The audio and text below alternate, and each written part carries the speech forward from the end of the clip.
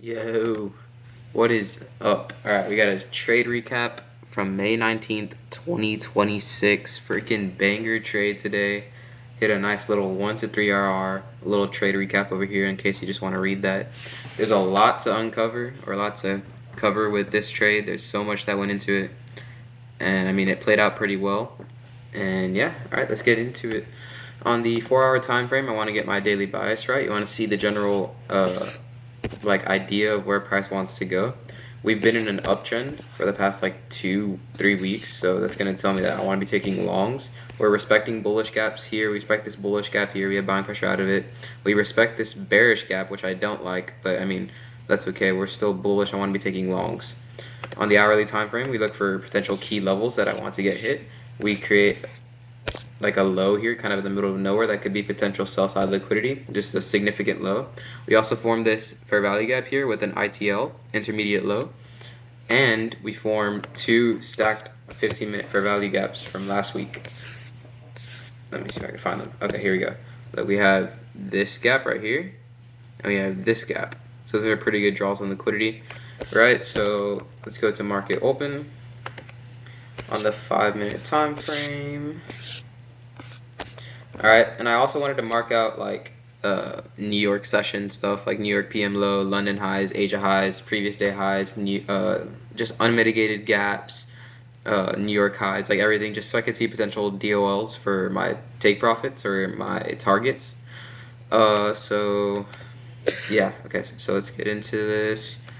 We see when market opened here, I'm on the 5-minute time frame, by the way. Oh, when market opened, we displaced higher, which created this. We tapped into this 15-minute fair value gap, creating this 15-minute intermediate high. Sorry, let me change that actually.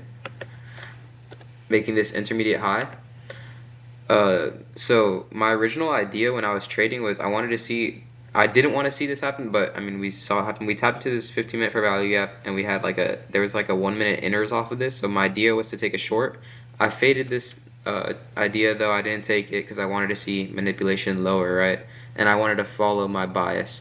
So I stayed patient, even though the short that I had in mind played out. We manipulated lower, and ES was having a lot of selling pressure to manipulate because ES had like a strong draw in liquidity too. I think it was like an hourly ITL and like an hourly fair value gap right under it, so it was pretty strong.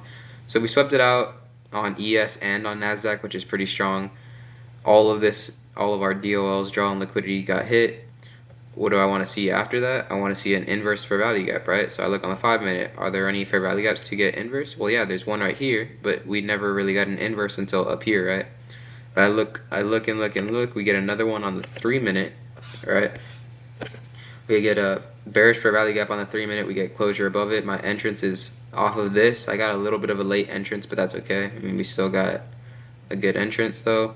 And not only did we get an inverse, but we also got a nice little CISD, 3-minute CISD over here, because we had this down move, and it was consecutive down move and a consecutive bullish move, and we got closure above the open of the down move. So that was our 3-minute CISD. So my DOLs, or my target draw and liquidities, where we had this 15-minute unmitigated gap over here, 15-minute unmitigated fair value gap, and then we also had this 15-minute fair value gap here that I wanted to kind of inverse. So if you go to the 15-minute, we can see this gap right here. So that's an unmitigated gap that we could potentially draw towards, and we did fill it, and we also inversed it up here, and that's kind of what signaled all of this buying pressure for the rest of the trade. But I really wanted to inverse this fair value gap, and that's what we did, because a lot of people would be like, they wouldn't take this trade just because they wouldn't want to respect this bearish, or they think that price is going to respect this bearish gap and continue lower. But I didn't think that. I thought it was going to get inverse because we swept all of our DOLs on the higher time frame, so I knew that this freaking fair value gap was going to get inverse over here. So yeah, I think my break even was once we got closure above this 15-minute inverse fair value gap here. So back to my execution on the 3-minute. Let's see. We execute off the 3-minute CISD and the inverse fair value gap. My break even is once we got closure above this line, which was our 15-minute fair value gap, right?